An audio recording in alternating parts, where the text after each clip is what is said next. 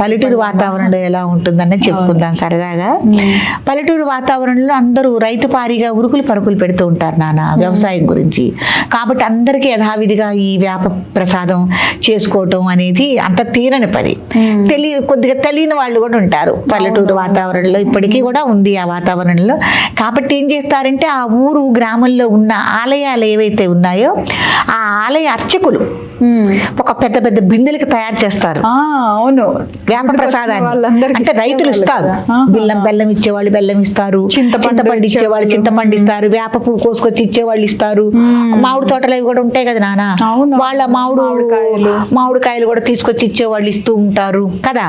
అప్పుడు ఆ అయ్యగారు ఇల్లాలు ఎవరైతే ఉన్నారో ఆవిడ ఇవన్నీ తయారు చేసి అయ్యగారికి అందిస్తే ఆయన గుళ్ళో అందరు గోత్రనామాలు చెప్పి పూజలు చేసి వేప ప్రసాదాన్ని నైవేద్యం పెట్టి ఆయన ఈ గ్రామస్తులందరికీ పంచుతారు. ఎట్లా అంటే 2 విధానాలు ఉన్నాయి దీంట్లో. ఒకటేమో ఆయనే స్వయంగా ఈ పూజాది కార్యక్రమాలు ఇవన్నీ అయిన తర్వాత ఎవరినో ఇంకో తోడు మనిషిని తీసుకుని ఇంటింటికి వెళ్ళి వేప ప్రసాదం పెట్టడం. అప్పుడు వేప ప్రసాదం పెట్టి ఆయన ఆశీర్వదిస్తారు, వీళ్ళు ఏదో దక్షిణిస్తారు. మరి ఈ గ్రామాల్లో అయ్యగారికి అదే కదమ్మా జరుగుబాటు.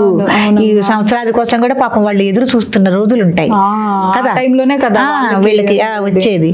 అలా పెట్టడం ఒకటి. ఇంకోటి ఏంటంటే గ్రామస్తులే చక్కగా అందరూ తయారయ్యి దేవాలయానికి వెళ్ళి స్వామివారి పూజాది కార్యక్రమాలు నిర్వహించుకుని పూజ చేయించుకుని వాళ్ళ గోత్రనామాలతో అక్కడ ప్రసాదం తీసుకోవటం, ఉగాది ప్రసాదం తీసుకోవటం. తయారు చేసి పెద్ద పెద్ద గంగాళాలకి, బిందులు కాదండి, ఈ గంగాళాలు ఉంటాయి, ఇత్తడి గంగాళాలు, లోపల కళ వేసి ఉంటుంది, ఆ గంగాళాలకు తయారు చేస్తారు. అది నేను చెప్పిన పద్ధతి. ఏంటి గుజ్జు గుజ్జుగా ఉండదు, అక్కడ మనం తాగిన చారల్లే ఉంటది. మేము కూడా చిన్నప్పుడు గ్లాసులు తీసుకుని పరిగెత్తేవాళ్ళం, క్లాసులో పోస్తారు కదా పిల్లలు. ఇప్పటికి కూడా స్కూల్ పిల్లలు వీళ్ళందరూ కూడా ఏం చేస్తారంటే గ్లాసులు తీసుకుని మా ఉగాది ప్రసాదం అది పోయించుకొచ్చుకోవడానికని పరుగులు తీస్తారు. ఇప్పుడు కూడా పల్లెటూరులో సరదాగా ఉంటుంది అవి, అది తలుచుకుంటే గనక. దాంతోనే కొద్దిగా వడపప్పు అవి కూడా తయారు చేసి ప్రసాదాలు, ఏదైనా పులిహార కానీ, ఒక ఆ ఉగాది ప్రసాదమే కాకుండా పులిహార కానీ ఏమన్నా కూడా తయారు చేస్తారు. గ్రామస్తులు తయారు చేయిస్తారు, అయ్యగారు కూడా చేసుకుంటూ అవి చెయ్యాలి పంచడానికి, అది అసాధ్యం పని. కాబట్టి ఏదైనా ఇంట్లో చేసుకుంటాం కానీ గ్రామంలో మటుకు ఉగాది ప్రసాదం దాంతో పాటు ఏదైనా పులిహార పొంగలి ఇవి తప్ప పెట్టరు.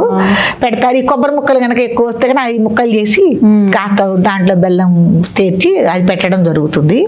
అంటే చాలా సరదాగా ఉంటుంది ఈ ఉగాది ప్రసాదం కోసం పిల్లలు వెళ్ళటం. అందరూ ఇళ్ళు కూడా ఏం చేస్తారు, ఇంట్లో చేయని వాళ్ళు కూడా పిల్లల్ని పంపించి ఇంటికి తెప్పించుకుని తినే వాళ్ళు కూడా తీసుకునే వాళ్ళు కూడా ఉంటారు.